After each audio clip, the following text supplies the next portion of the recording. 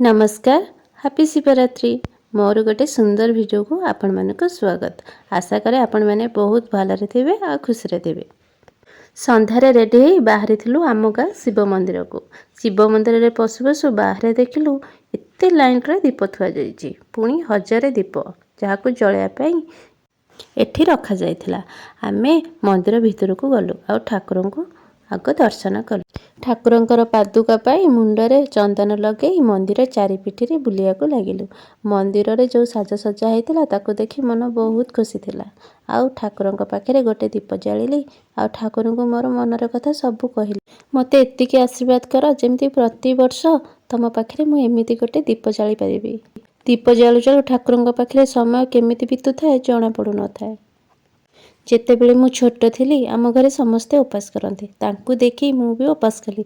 उपास अर्थ मु बुझी न थाए, तथापि मु उपास करुथाए कारण आम घरे समस्ते ओषा करुछन्ते ना, तांकु देखी मु ओषा करुथली। आ सेबेठु मु ए उपास करि आसुची। एठी बसिबारे जो शांति मिलुथा बिल्कुल भी इच्छा हेउ न थाए घर को जीवा पई। हेले कौन करी, घर को तो जीवाको पड़िबो। ता पूर्वरु पुणी भाबिली ठाकुरंक पाखे टिके जाई बसी जीवी।